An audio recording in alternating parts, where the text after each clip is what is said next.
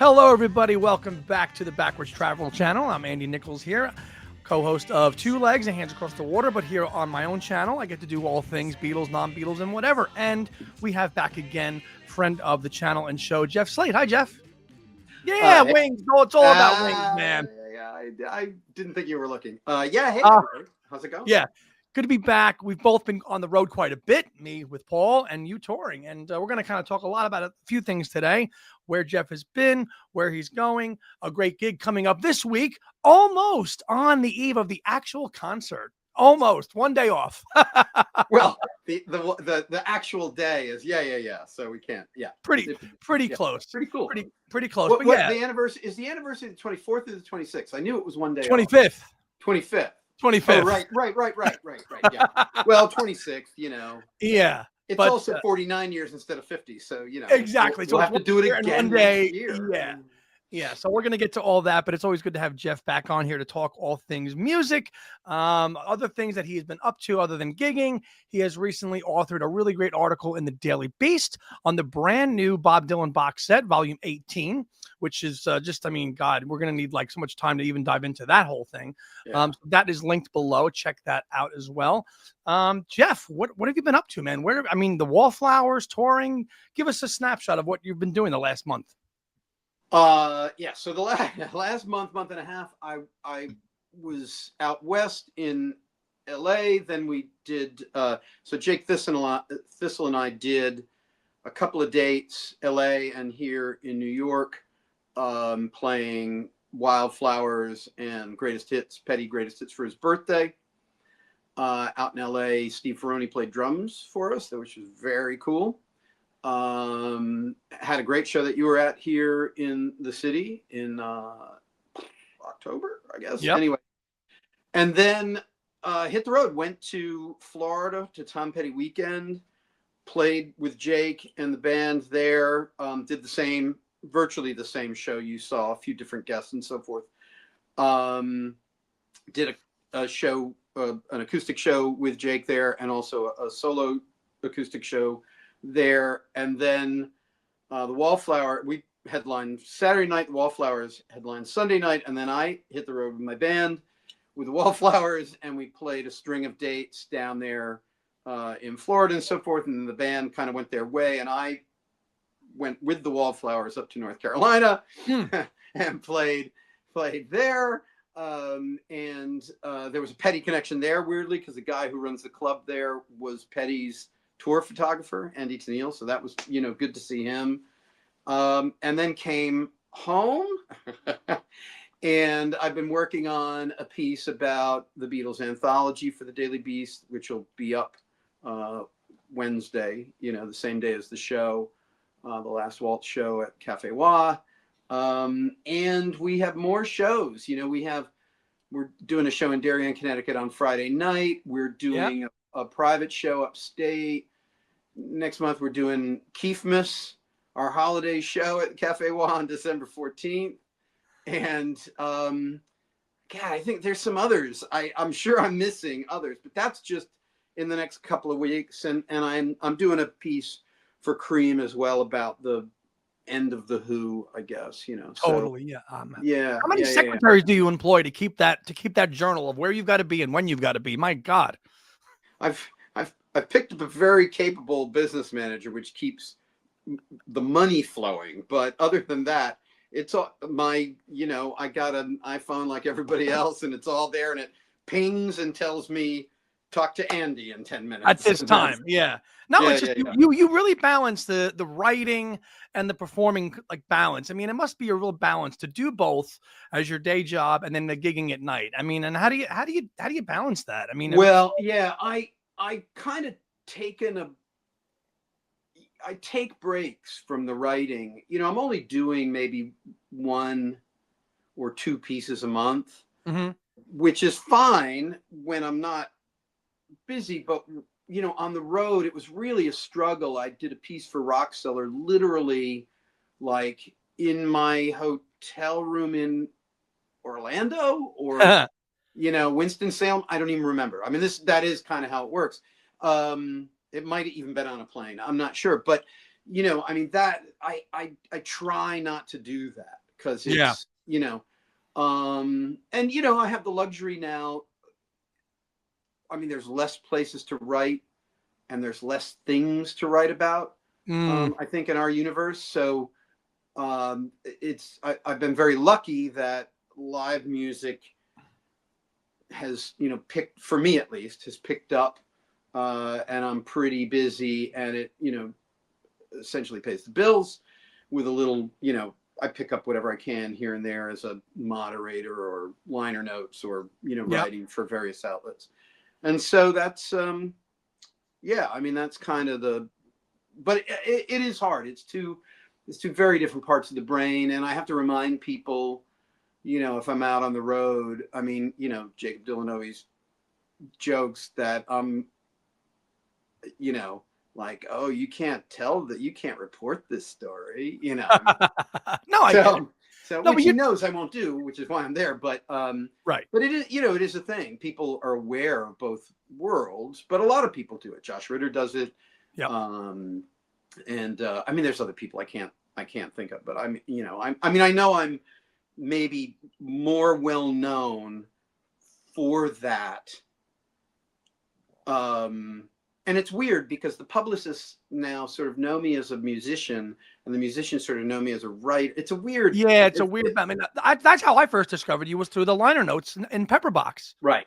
And I'm from New York. That's the thing. It's like I've done some marquee, like I did liner notes for them and for the Beatles and for Dylan and for the Dylan, Stones right? and Jimi Hendrix, and I've done a bunch of other liner notes that are, certainly worth mentioning. But and I wrote about Dylan for the New Yorker, and I interviewed him for the Wall Street Journal, and a couple of other. I did Petty's obituary for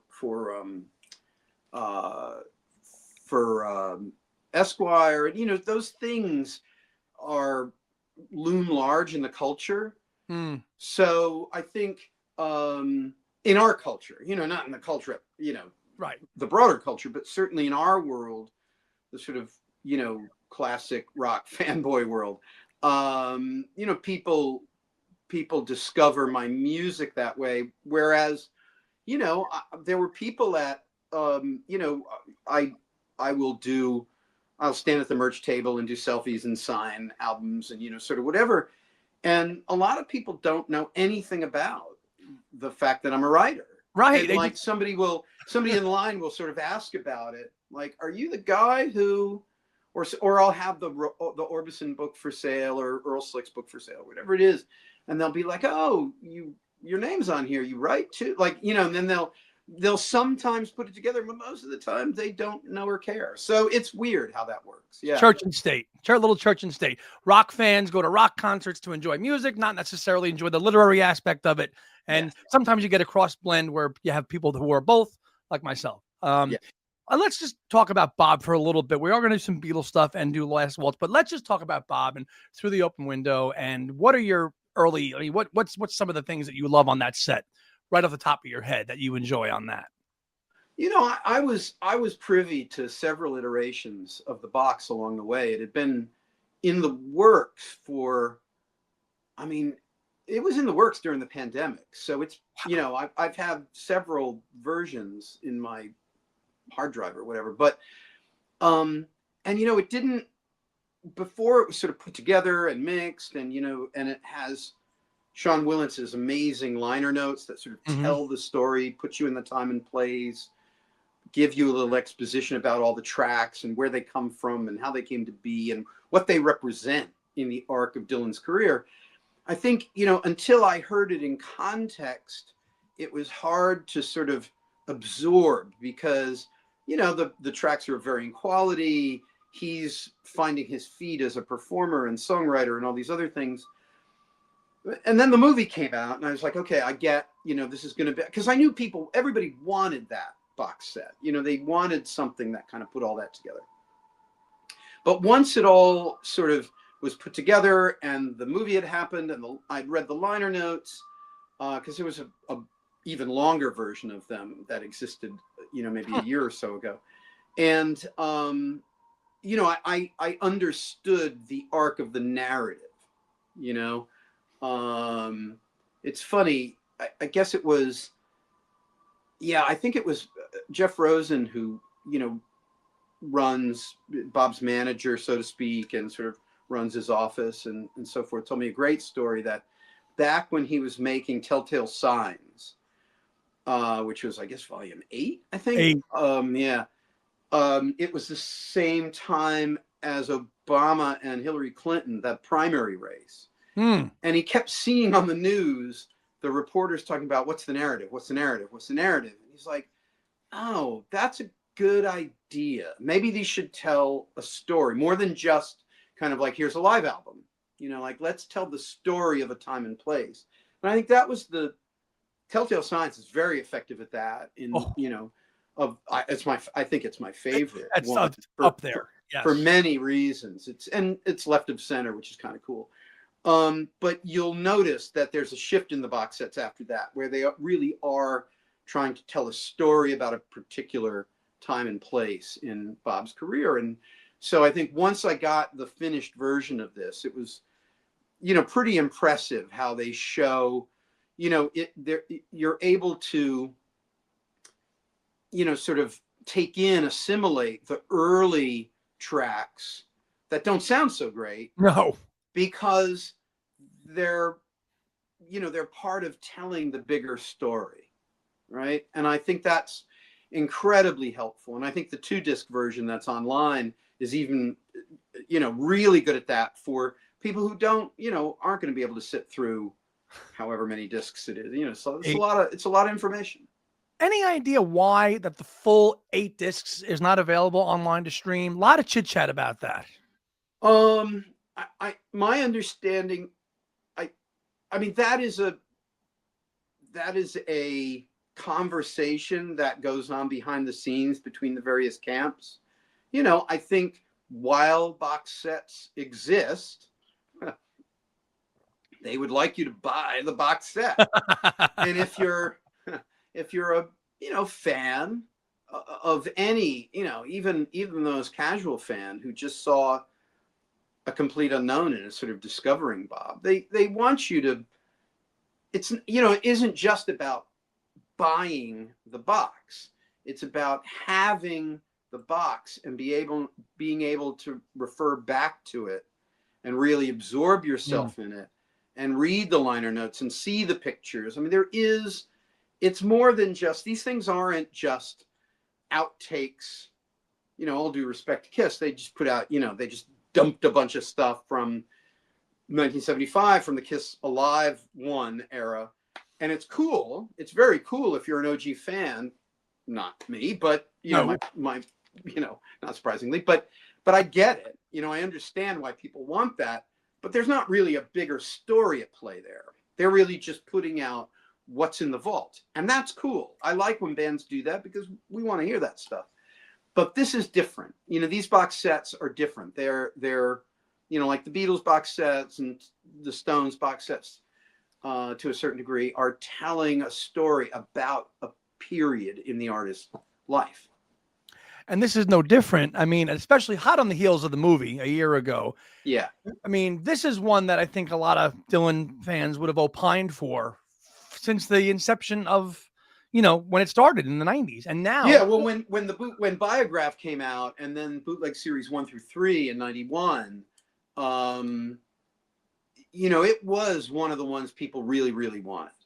Of course. They wanted the complete basement tapes. They wanted Blood on the Tracks. They wanted the mid 60s period, and they wanted some Rolling Thunder stuff in this. Those were high on the list. But this was one people always talked about because your average bootleg collector, not us maybe, but your average bootleg collector had never heard maybe 75, 80, 90% of this material. No, the stuff at home, like all that's like had you heard any of this stuff as somebody in the connected, like the Let the Good Times Roll and the East Orange tapes? Had you heard all that stuff previously? Yeah. But I'm in a different position than most people, so I don't think that's really, I know some of the guys who supplied the tapes, for some of these songs, and also, just having a relationship with Dylan's team I will get played stuff like, what do you think of this? Or what do you think of that? Is this, Mm. would this interest you as a listener? And I think a lot of artists, the Beatles do that with their box sets that, Giles calls them the socks and sandals brigade, and, whatever, Right. Derisively, but yeah. But they don't think so. No, but it's just, we've talked about this. It's just really amazing. Bob's in England right now touring, and all his fans now are just like totally absorbing an 8 CD box set of all this stuff. And he's like, yeah, that's out. I'm on touring doing my thing. And it's just, well, I do know one of the ways that Bob agreed to do the bootleg series is that it was going to be a parallel universe to his current career. He saw it. He was like, well, I don't want to do that. Because he doesn't, he's not like backward looking as an artist. He's not a nostalgic guy. And he's also, unlike maybe the Beatles or to a certain degree the Stones, there isn't a lot of, there's not a lot of new music there. Whereas with Bob, he's making new albums. He's still on tour and so on and so forth. So I think for him, he didn't want it to compete. So as long as he never had to sort of acknowledge it, do press around it, it was going to be a freestanding project, separate and apart from his current career, contemporaneous career, then he was cool with it. So it's not like, it's not that he's not aware of it. He's very involved in, he has final say over everything, and he's involved in the artwork, and he has a guy that he's worked with, this guy Jeff Gans, who's a buddy of mine, who does goes to Bob's house and does the artwork with him, and people think, well, it looks weird, or why'd he pick that font or whatever. It's like, that's what Bob wants, because a lot of us think sometimes with like guys like McCartney and Dylan, the team puts it together, they present it to Bob or McCartney and say yay or nay, sign off on it, yes or no. And maybe it's not really maybe it's not like just like that as we think. I can't speak to McCartney's projects, but I do know with Pepper, when the liner notes, each of our essays were completed, they had to be signed off on by each of the 4 parties. Wow. The principals, as they call them. Sure. So whether it was McCartney or somebody from McCartney's office, or Ringo or somebody from, but I know I did get feedback back on that essay that, just minor changes, but, just tweaks. Same thing with Dylan. I know that he specifically there were a couple of things that he wanted corrected, from the way he perceives his own story. Because I think the difference with liner notes, particularly for Dylan, maybe not as much for the Beatles, it is in many ways going to be, in years' time, the official historical record, because this is what he blessed, right. the book by the Bob Dylan Center, or these liner notes, or some of the other essays that have been sort of affiliated with projects of his. I think they will be reference points in a way that a book by an outside author will be used as a piece of, historical reference, but it doesn't, it's both better because it has objectivity, and worse because it doesn't have, Bob saying, well, that's wrong. Right. And you're touching on something that we had kind of on our agenda to talk to. So I'm going to jump around to the end of this, because it does tie into what we're talking about. And, you mentioned it here, like we're coming to the end here where this stuff's going to become the final word. Bob's stamp of approval on this box set, McCartney with the Wings book, the anthology. Simon Hilton had told us that he thinks by 2030, this is all going to be over and done. Box sets are going to be out. And what lasts the test of time? Like, there's going to be a final point to all this stuff. And where do we go from here? And how do we assess that from that? Like, is that it? Like, this becomes the Bible and for everything, whether it's Dylan, McCartney, Pete, The Who, these guys are in their 80s now. And these things that they're dropping, they really want them to be the last word. Well, somebody clever will probably take Neil Young's archives model and improve it in a way that will be more accessible to your average fan and will be a repository for historical information and outtakes and all that other stuff in an online or some kind of online format. I mean, I can't see that not happening. By the same, in a bigger sense than what's available on the streaming platforms. Sure. So you'll have, essays or maybe sections of essays that correlate with particular tracks and, that kind of thing. But yeah, I mean, physical sales are minimal for most artists. And I say that because the Beatles still do pretty big numbers in physical sales. They don't do Beatles numbers, from 2000 or the 90s, but, they certainly justify the expenditures on getting them right and the technology and, all the things that go into making those box sets, which is, time consuming and quite expensive to do. I mean, Giles Martin he's a very in-demand guy and he's not cheap, and Peter Jackson and all these other people, all the people who work on the box sets, Kevin Howlett and, all these guys who I know all of them, quite frankly, and they work really, really hard on these. There's a whole team at Universal who works on them too. So that is definitely the case. But, for almost any other band, fans of, anybody else almost would be shocked and disappointed to know the actual physical sales of some of these box sets. And I'm talking even, major legacy artists, they just don't sell the way we from the physical era think they do. No. And so then it becomes a cost benefit analysis. Okay, you're doing something for the historical record, but if you're only pressing 10 or 20 or 30,000 of them, and you're maybe not even selling all those, certainly not right out of the box, it might take a few years for them to go out of print. That, I'm not sure how you justify that. So then it becomes a business decision, not an artistic decision. But by the same token, Dylan was at this really early. Yes. And he's got, I think if there's some talk about this maybe being the last one or close to the last one. And I think if that was the case, I know there are people out there screaming, I want a street legal box set or, whatever it is. And I know people who want that. Yeah. I mean, I think the bulk of his catalog has been served incredibly well, Yeah.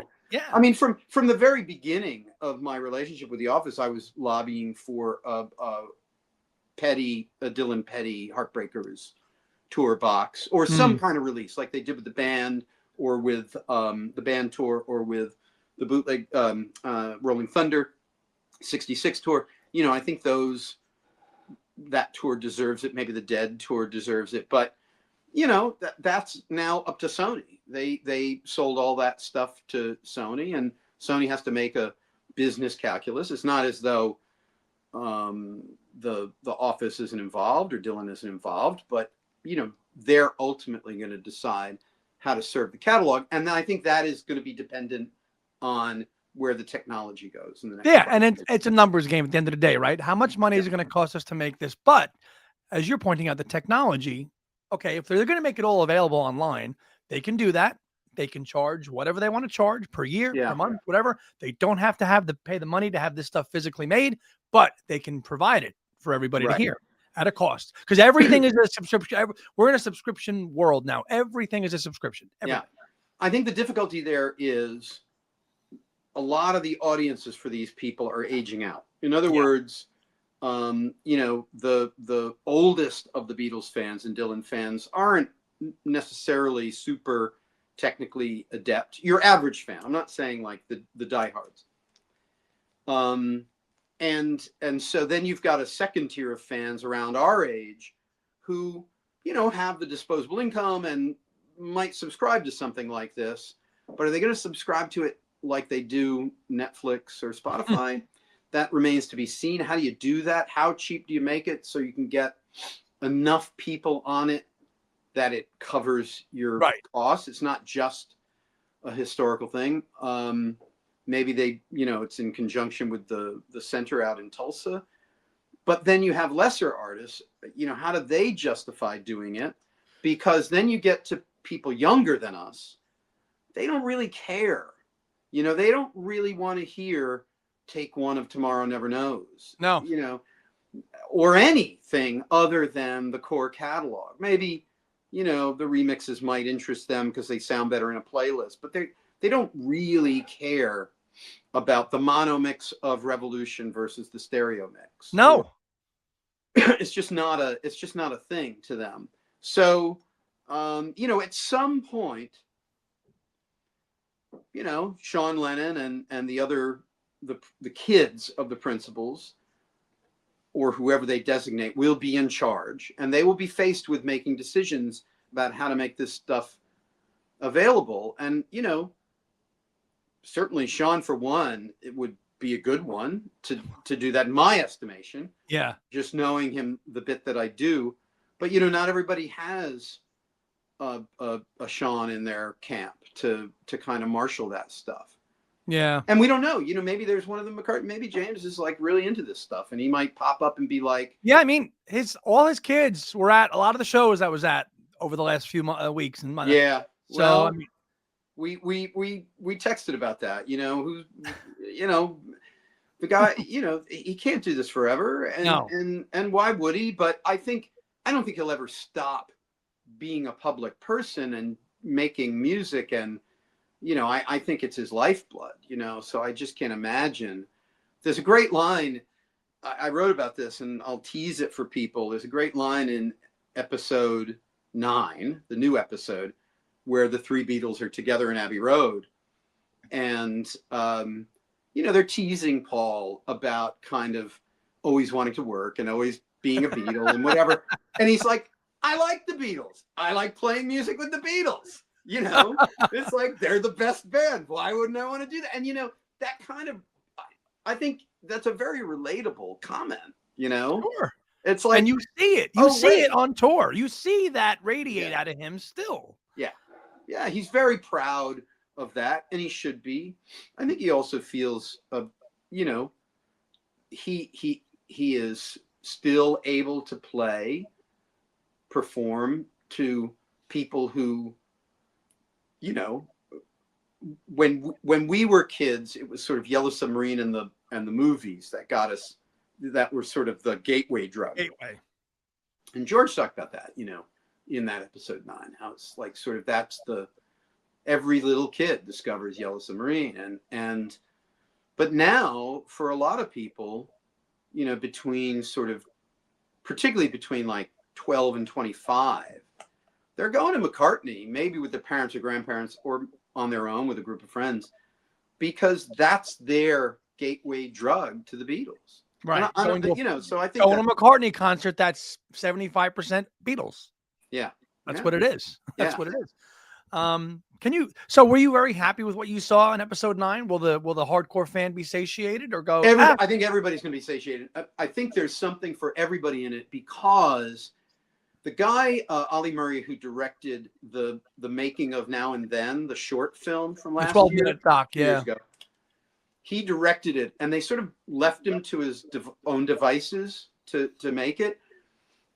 And that really served him well. He used all the EPK material from 95, 96, 97, as well as the day that they spent at Abbey Road, the three of them.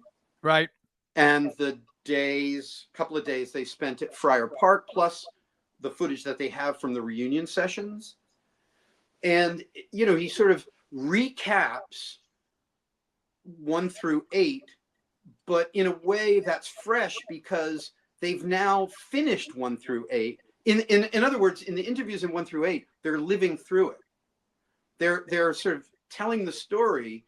By the time he has these interviews, which there's no new ones, it's all of the time, they're able to sort of reflect and be like, George in particular is like, oh, I get it. We were the Beatles, right? And they have less, I think, sort of animosity or prickliness about the legacy. They sort of understand that, oh, the Beatles were a really big thing that people really loved, and the album selling and the TV series was off the charts. And like, we're living through this mania again because, wow, it was pretty unique and special. And so they've been able to sort of have a couple of years to sort of take in all that information. And it's the reflection in it is amazing to me. And I think for us, it's great because they're in their 50s, they're young, they're, still, but they're also reflecting for younger people who are sort of newish to the Beatles. They're not going to look at them as not Beatles. They're just, this is just going to be part of the story. That's it.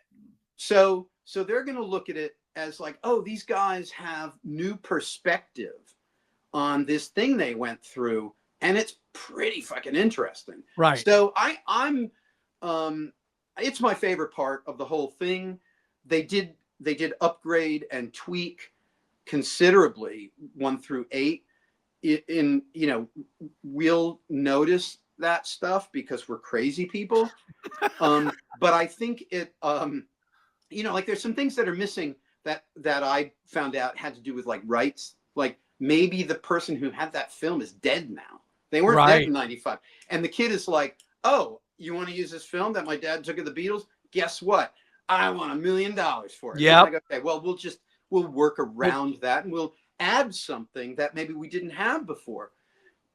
and they've found a few clips more recently, or they were able to clean up some stuff using Mal. Yeah. That, has John saying things that are, very insightful that they didn't have access to before. But I think largely what they did was they cleaned up the sound and audio, and it looks like it was made today. I mean, that's the amazing thing about All right, good. Is it looks and sounds so good that setting aside that we know they're old men now or not with us anymore, it looks contemporary. It looks like a new release. And I think for a 15, 20, 25-year-old coming to the anthology who's never seen it because it hasn't been largely available except on DVD for a very long time, they're going to be knocked out by this. It's much better than, we all have shitty bootlegs or DVDs or whatever. It's much better than you remember it. It moves really, like the 8 hours goes by really fast. I watched the whole thing over the weekend and I'm just like, renewed, like obsessed with the Beatles because it did what it did to me in 95 and to Noel Gallagher and all these other people. It was like, that's right. Like this was the thing. Ollie Murray, who directed episode 9, he was 10 years old when Anthology dropped. And he was like, they had just moved. He told me the story about how his family just moved.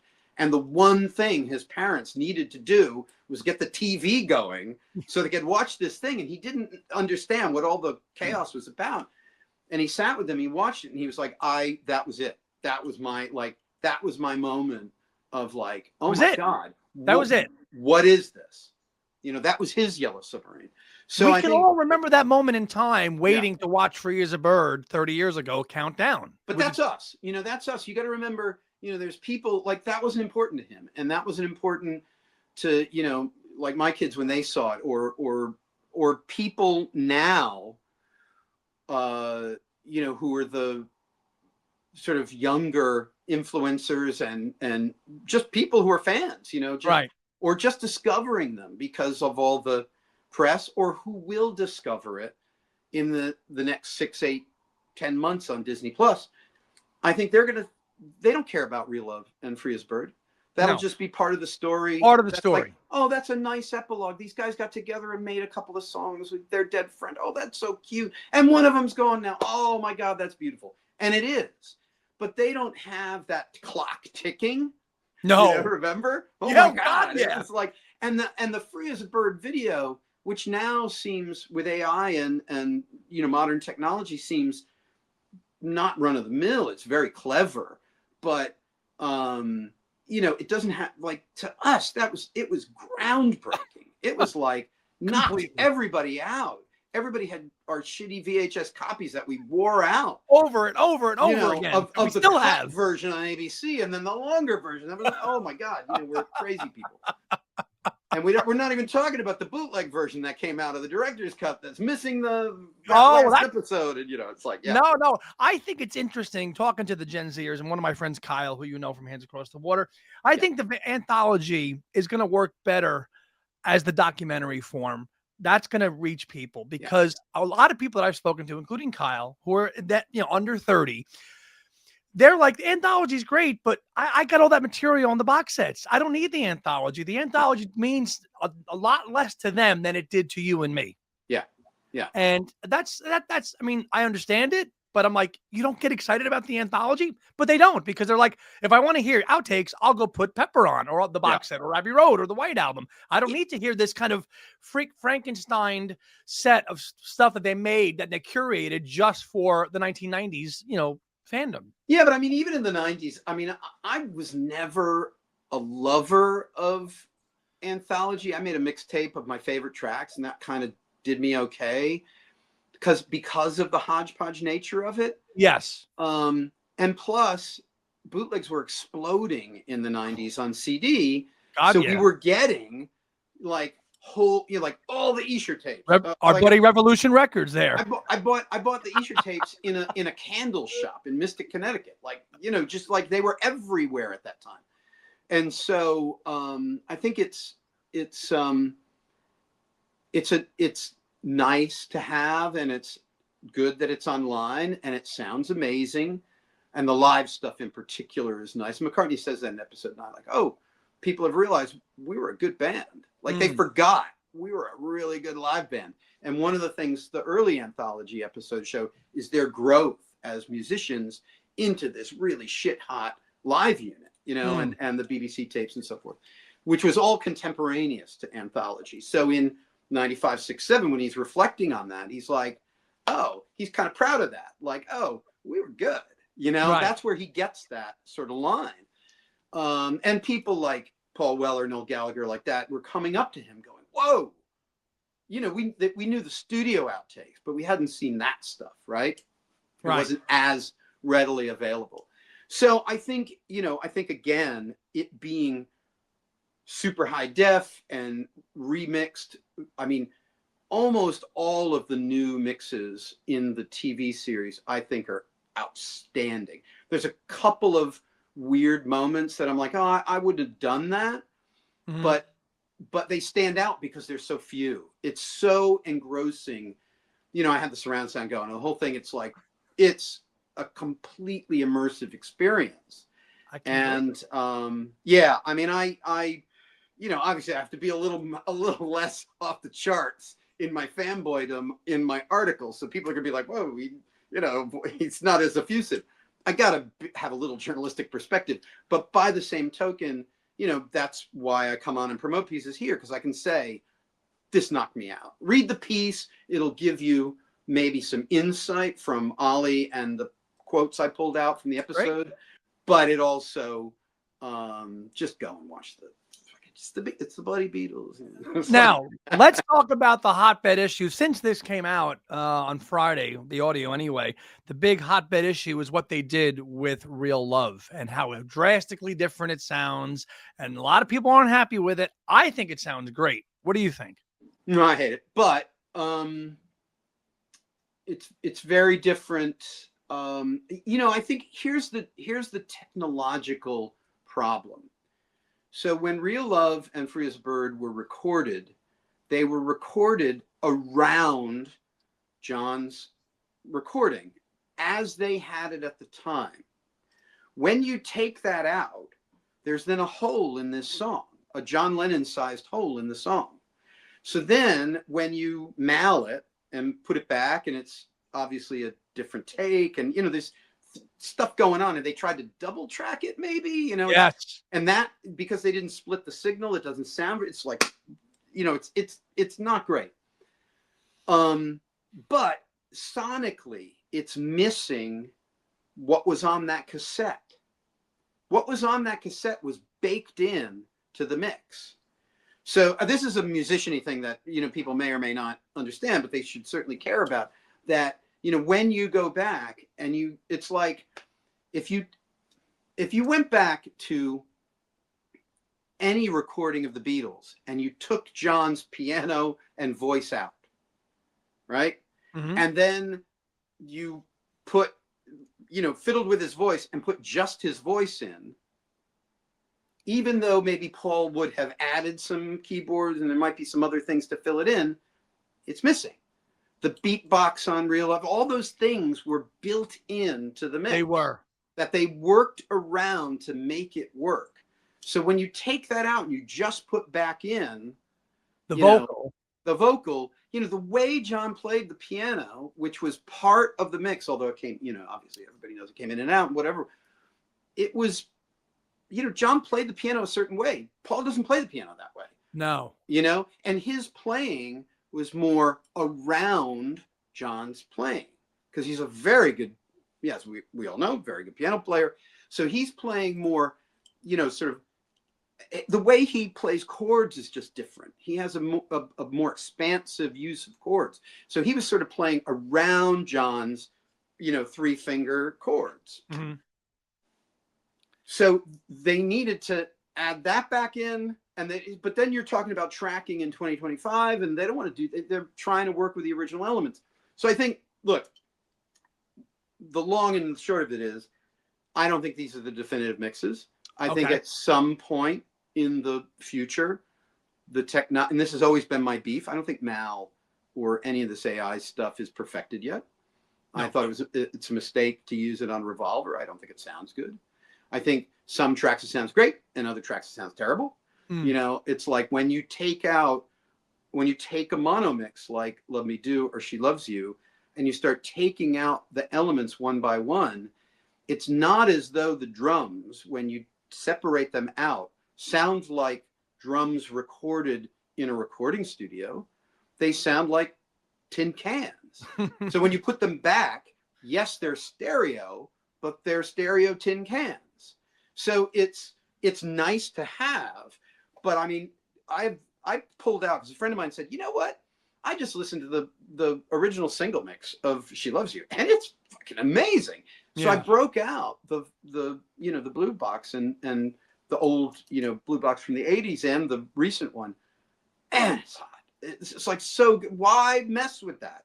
Weird edits and all. It's just spectacular. Well, they're mixing this stuff for the AirPod generation, right? I get that. Not you and I sitting home with our 5.1s. No, so I get that. But you can EQ and remaster in such a way that makes it punchy enough that it sounds great relative to A$AP Rocky or whatever. I get it. I've always been an advocate of the remixes. I think it's important to have them. What I'm talking about when I was advocating those, they had the original multi-tracks, so we were talking pepper forward. Right. When you're going backward, things get dicier because you've got everything on one track. You don't have the original multi-track that you can sync up and whatever, and there were limitations there. There might be some of those songs from Pepper and other, they had maybe 14, 15, 20 instruments, but they only had maybe 8 or 9, 10, 12 tracks. So they were still limited in what they could do with them. I was fine with that because the sonics of them from Abbey Road were so superior. Right. Once you start taking things apart and building them back together, I know Giles, he puts them in Studio 2 and he mics them up and the whole thing. But if the drums sound like a tin can, you can't EQ a tin can to not sound like a tin can. That just is the way it is. Yeah. And so I think that's, while it's clever and interesting and fun for all of us, I don't think anybody's putting that version of She Loves You in their playlist on Spotify. Besides, young people don't listen to those songs. They listen to, Rubber Soul Revolver Pepper Forward. on. Right. Yeah, Pepper They're on. not listening to that as much. Yeah. Yeah. So, all right. Well, your article on the anthology will be in the Daily Beast on Wednesday. Wednesday, yeah. All right. So there will be a link to that website below, and you can check out Jeff's article on that. His article also on Bob's Bootleg Series, Volume 18, Through the Open Window, will also be below here to check that out. Tell us about the Last Waltz coming up on Wednesday. Yeah. If people are still here. So we got approached. We've never done this before, and the band was a little bit pissed off because it's a lot. But we have this new residency at Cafe Wha, and they said, hey, we have the day before, you're not doing a show in November, and we have the day before Thanksgiving open. Do you have any ideas? They were like, what about, a Beatles album or, whatever. And I was like, okay, well, no, because, everybody does that. And, I want to do something a little different. So I hit on the idea. I said, well, it's Thanksgiving, so it's either we play the 3 songs Elton and John Lennon played together, or joking. I said, why don't we do the Last Waltz? And they loved that idea. But they were like, that's pretty limited in audience. And I said, okay, well, why don't we do the music of the band and Bob and Joni and Neil Diamond and Neil Young and, Muddy Waters and, like this. So it's just an evening of sort of our favorite songs from those artists. And so the woman who's coming in to sing Joni, she's doing Coyote, which Joni did at that, but she just picked another Joni song to do. So I'm like, pick another one. What do you want to do? Same with, the band. I mean, we're sticking to the band. Bob, we're sticking to his songs. I'm trying to think of who else Neil, we do Helpless, but then we're going to do 3 or 4 other Neil songs because it's Neil Young. Why not? They're fun songs. Well, as you guys have done when you guys recreate these shows, you don't kind of do the show, from letter to the T. You kind of do it in the spirit of, and you kind of add your own kind of personal touches to it based on what you guys are into, which is cool. Yeah. Yeah. I mean, Neil Diamond, he was playing a song that Robbie Robertson had produced. That's all right. But if I'm going to play a Neil Diamond song, I'm going to play a Neil Diamond song that if we learn it, we can play it.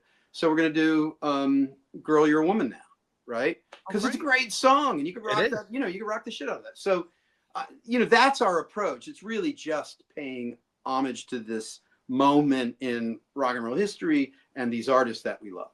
Great. Because I was going to ask you, had you had your band done this kind of show before? So this is the first time you're doing it.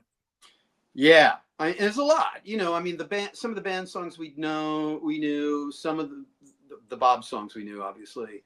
Yeah. But it's a lot of material. And so I let the guys, like, what are your favorite Neil songs, and Helpless was there, people were like, oh, let's do Helpless. But when it came to Muddy Waters, it was like, we could do anything. Yeah, you could do any Muddy Waters song. And so we picked like Muddy Waters songs. I think Bosch and I played it or, whatever. We just picked other, I have this set right here. But, there's a couple of songs that you've got to do. So you've got to do Stage Fright. You've got to do It Makes No Difference.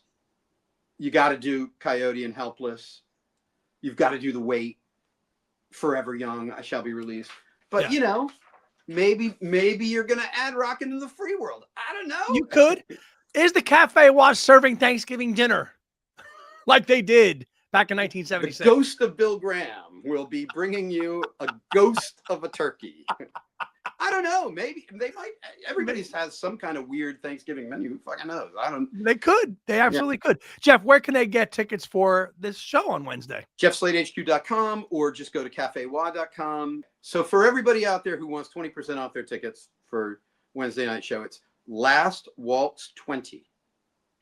You get 20% off those tickets, and I try to do that for kind of friends or people who come all the time because tickets can get expensive, and I think it's fair and reasonable, but you've always been supportive, so why not the 3 legs hands across the water, backwards traveler family, they can, They can use that code. Well, thank you, Jeff. why not? So should be a good show at the Wha on Wednesday night. The residency continues. Just go to Jeff Slate HQ for all that information. All the links for everything we talked about today are below. Keith Mist tickets are already on sale. So of course they are. So, and stay tuned to this channel and watch this space for more, because next month we are going to do a deep dive with Jeff. It's probably going to take 3 or 4 hours. We're going to go through the entire box set of Volume 18 with my friends Kyle Hand and Dylan prolific YouTuber Dustin Lohman. And we're going to kind of just keep it all about Volume 18, which Jeff will be back on for in December. Did I agree to that? Okay. You did. You check your phone. December 13th. We locked it in. We did.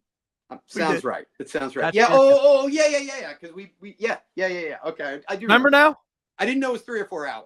But no, I'm exaggerating. Probably 2. But because it will be where none of us are shy and reserved. So yeah. No, and these guys are really eager to talk to you about it, and they're really excited. So we're looking. I will show you. I broke out this. Okay. My bronze dipped Stratocaster for the Last Waltz with the very good Robbie pickups, and yeah. So I never do that, but I've never used it before. I built it during the pandemic for fun because I had a lot of time on my hands. Had a lot of time, as we all did. And I thought, what the heck? It's a 57 Strat or 54 Strat modified with, I literally had a guy like bronze paint, whatever. I don't know what he did, but it's thick and gross. But yeah, so is his. So. All right, Jeff Slate, we will see you Wednesday night, and thanks for being here again today on the channel. Appreciate it. Sounds great.